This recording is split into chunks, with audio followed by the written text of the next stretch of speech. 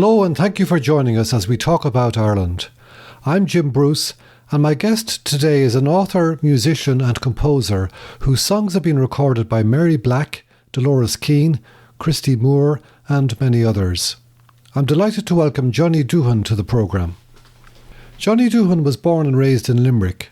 While still in his mid-teens, he became lead singer with a beat group which he formed with some school friends. In 1968, as Granny's Intentions, they scored a top 10 hit in Ireland with Never an Everyday Thing.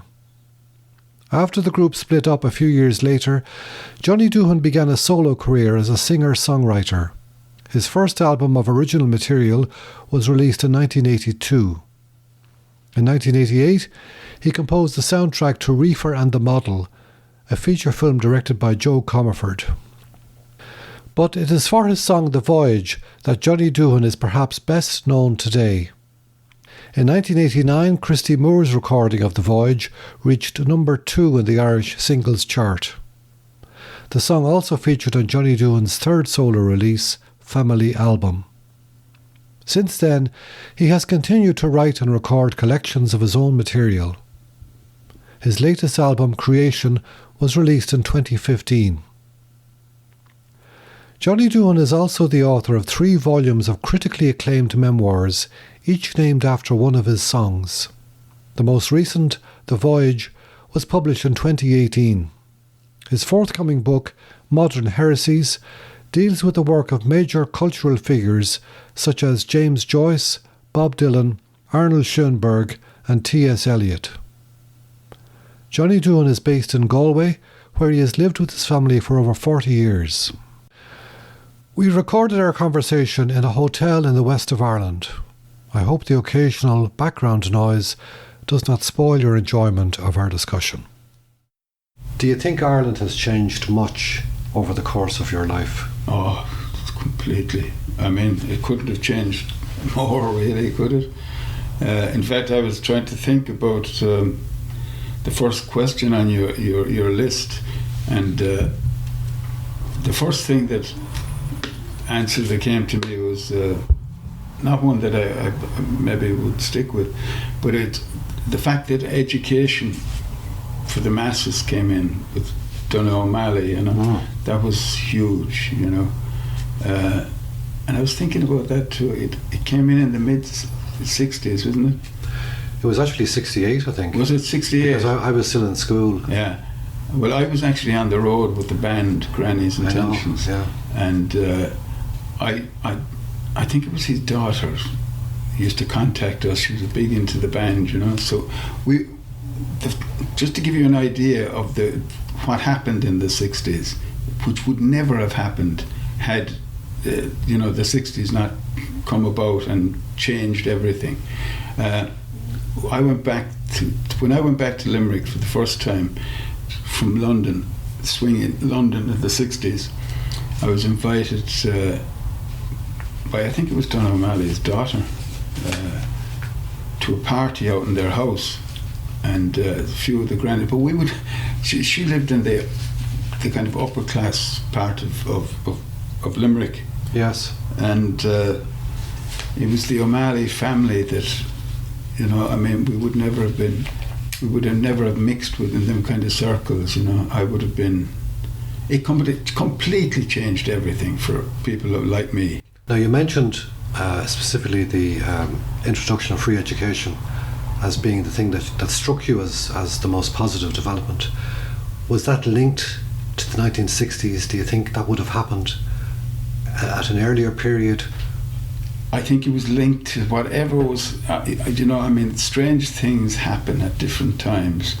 I often compared the 60s to what happened during the French Revolution. It's very similar, kind of, the momentum got going, and it was mainly in England, and it started in America and then moved to England, and we were still part of England, if you like, we never really broke from them, because I suppose out of fear. I remember reading a great biography, T.J. Whittaker, Oh yeah. And he made the point that when we broke, that we were fearful, you know, and we still are, you know. I think another question you asked me in this is, what great development do you think has happened in your time coming up to now?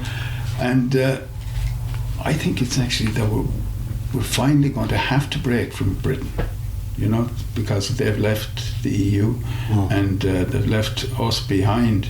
We're still there, and we're going to have to somehow forge our own way into the future.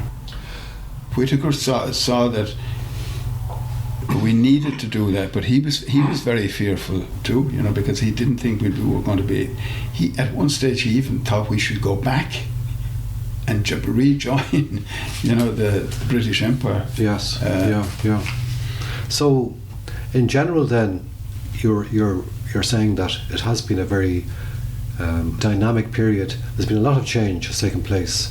We're both the same age, so let's Huge say. amount of change, you know. And you've mentioned two positive things that you can point to. One is the Whittaker, I suppose, economic expansion that took place. Yeah. And then specifically the introduction of free education in, I think it was 1968. Anything else strike you as a major change that you can recall over the course of your, let's say, adult life? Well, the major thing within the arts was that popular music started going back. They were still using the tonal system at a time when most classical music was beginning to break from it.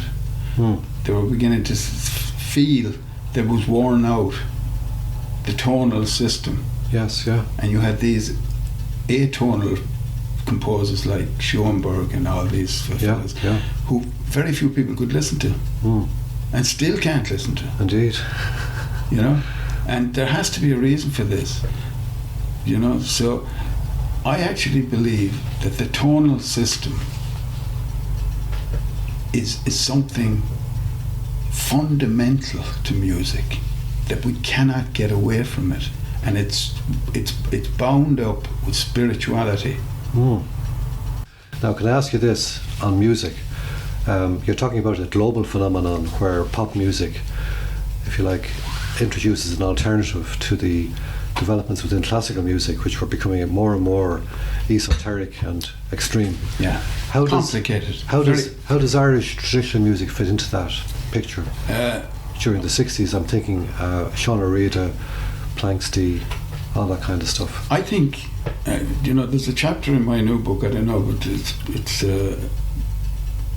it's called Christy. It's about the first conversation I had with Christy Moore. Yes. And it's based on my memory of that, you know. And we go into that area talking about Irish music. Yes. And he was drawn to that, I was drawn to the other. And in that, I have Christy say something that really, I think, came from me. Right. I wanted him to say it. And it was that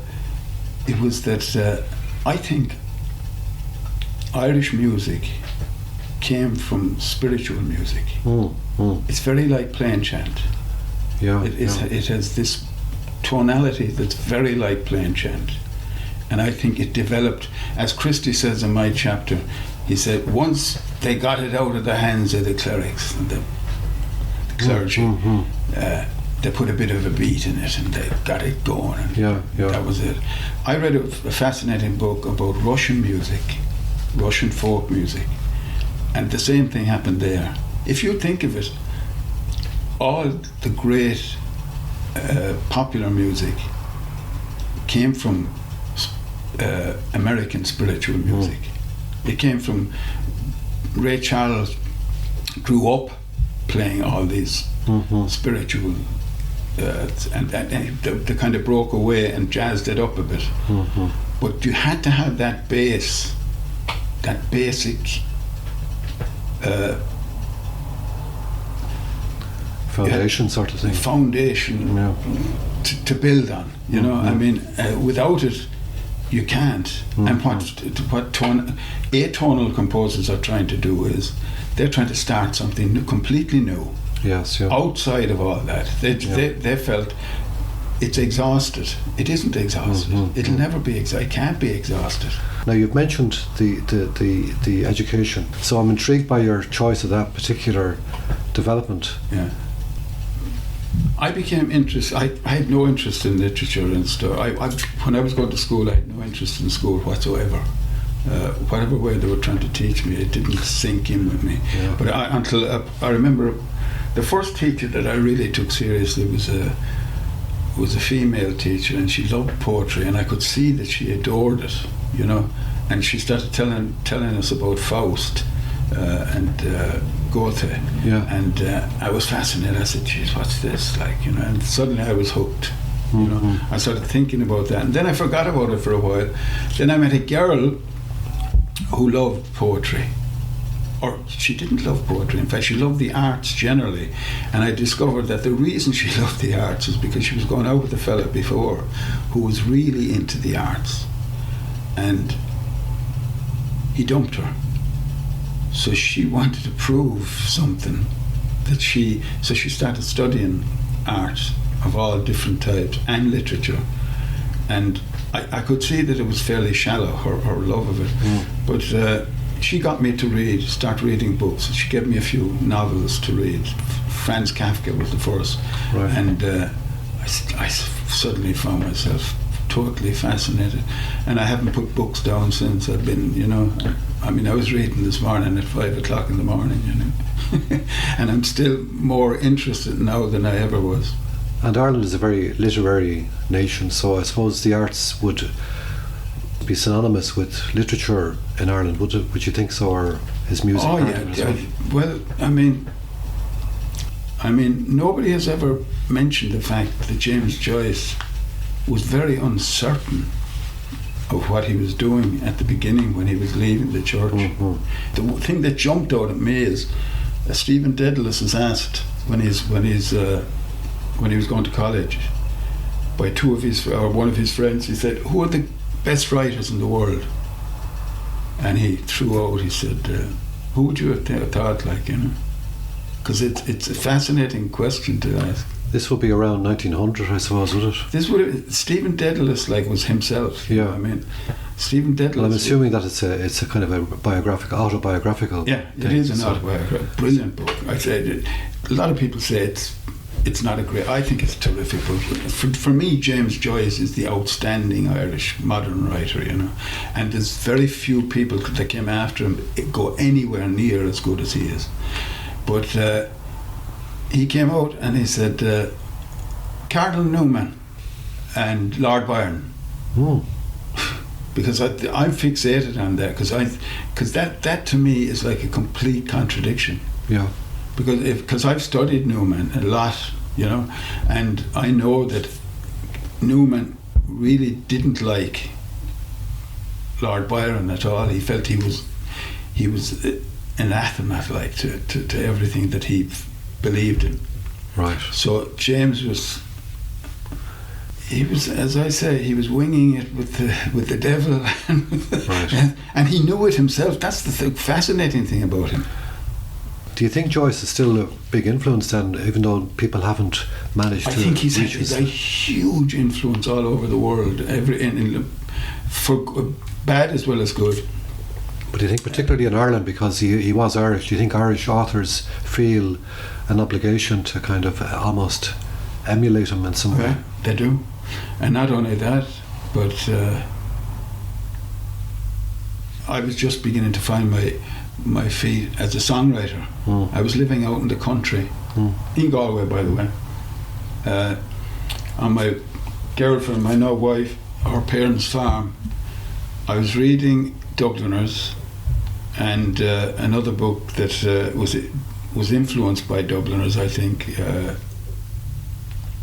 What's his name? The Welsh poet. I'm trying to remember the name of the actual work, but it's based on Under Milk Wood. No? Yeah, Under Milk Wood. Yes. I was reading Under Milk Wood and Dubliners, and I might have also had the portrait of the artist. I was probably beginning to delve into that as well, you know. Well, I've read that extensively to try and get at exactly where Joyce is coming from. Mm-hmm. And I look at him now as a kind of I'd be able to poke fun at him if I met him, because I can see a lot of people had a huge influence on the people, other writers that just gave up believing in having faith in anything because James did, or they think he did. They think he did. In the book of Faber letters, the James Joyce letters, they brought him out, even though they didn't bring out any of his novels or anything, but they did publish a book of his letters, and one of the final letters in it is the books he was reading just before he died. Who was he reading? Cardinal Newman. Really? There was no sign of Lord Byron or any of the other writers. He was still reading him. Interesting. Now I was going to ask you a question about the 60s. You've touched on the issue of faith, and I wondered if you had considered any of the changes that occurred in the Catholic Church. Were you conscious of the huge changes that were taking place during the 60s? Was that something that impinged at all on your consciousness? I was always fascinated by the Catholic Church. Even when I was young, I was drawn to it for some reason. I think it was my mother's influence on me, you know. I did know the big changes that were happening, you know, and I knew that the power of the church was becoming, you know, almost like it is in Rome, kind of, you know, where it's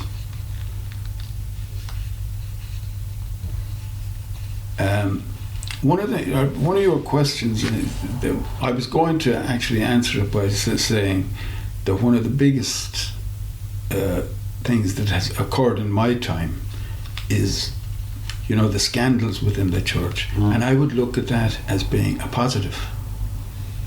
That all this dark stuff has come out about the church. I think it because it was there, it needed to come out. It's the way it came out that caused me most disturbance, you know.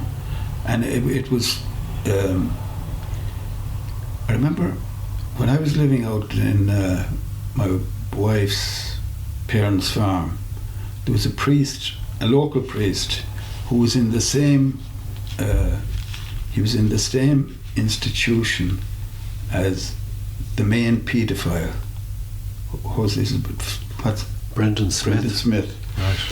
And he actually tried to get him exposed during his time in the seminary, and he was actually treated really bad by his own fellow priests, and he ended up, I think, being banished to somewhere, you know. And these kind of things were going on within the church.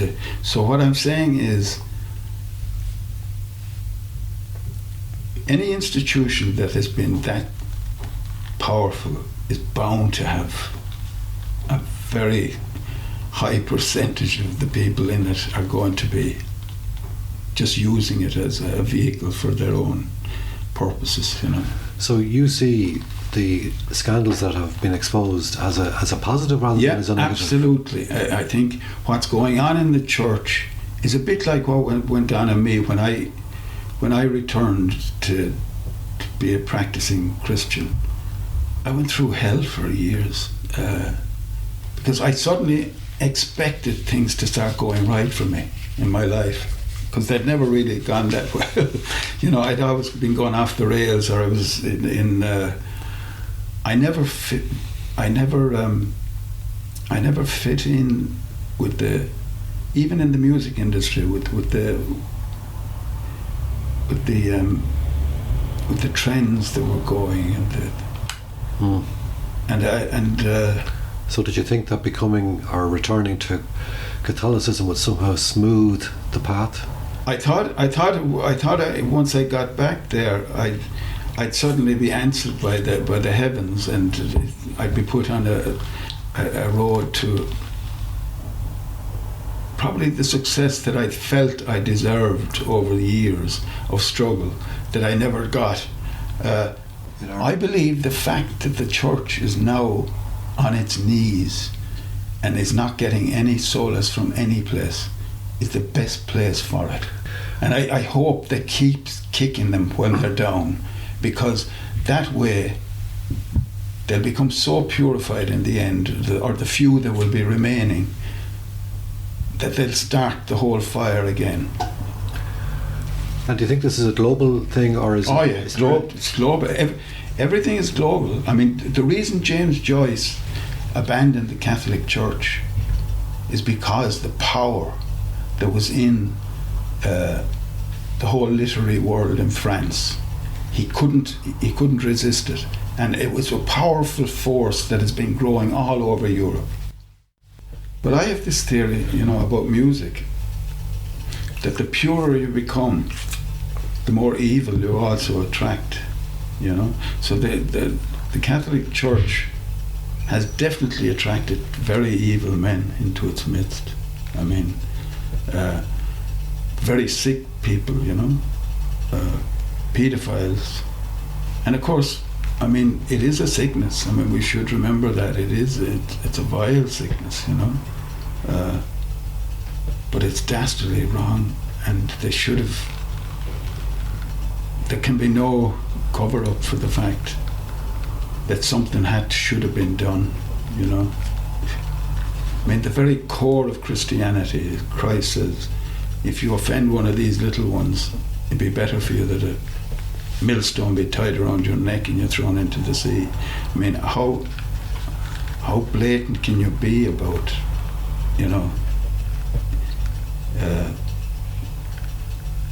but Christian, the notion that we can just now do away with Christianity, that seems to be very high in a lot of people's minds, that we can leave it behind and somehow evolve without it. Well, I wanted to just clarify what I understand you to be saying, which is that it wasn't the sexual abuse scandals themselves that were a positive, it was the fact that they were exposed.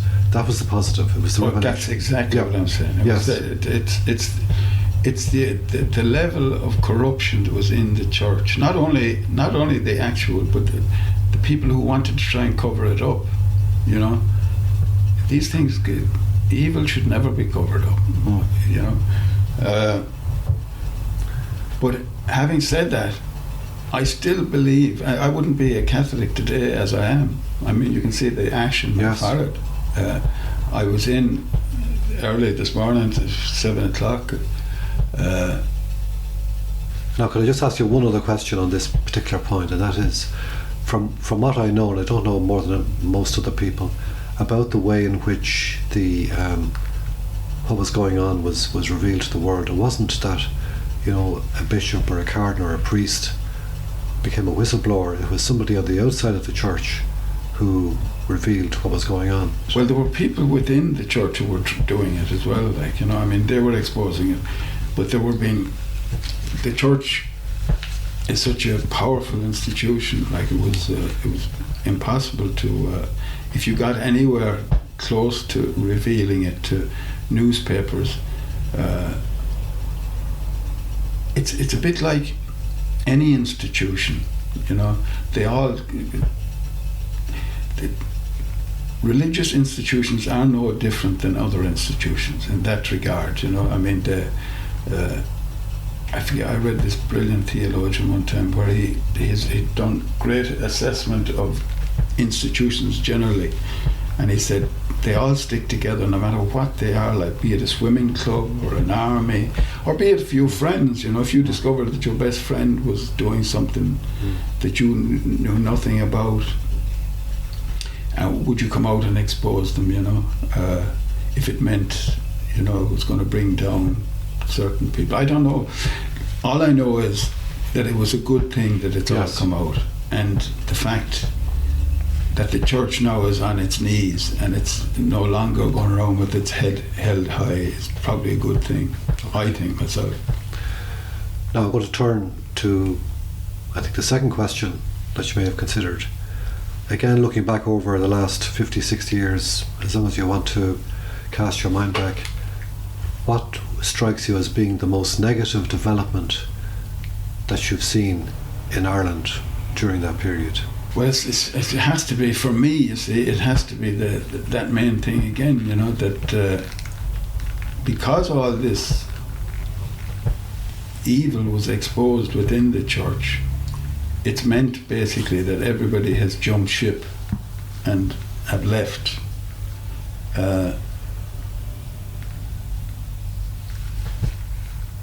I think that's a fundamental mistake that people are making, because there is no way. I believe that civilization is linked to spiritual development.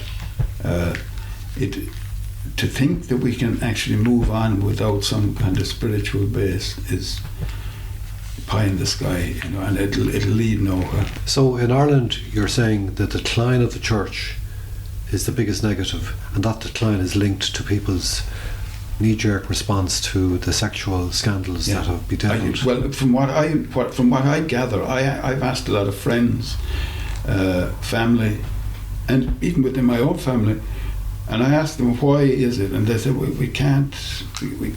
It's been exposed too much. There's too much evil there. They tried to cover up too much, and they did. So the strange thing is, I've been reading Dante all my life. I don't know how many times I've read the Divine Comedy. He knew this, 600 years ago. If you read the Divine Comedy, hell is paved with all these popes and bishops and priests. So it's always been there, and I always point to the one thing, and people say, forget about that. That was said 2,000 years ago. The parable of the tares. That there is a force there that will take care of these things in time. That's it for part 1. My conversation with Johnny Duhan continues in part 2.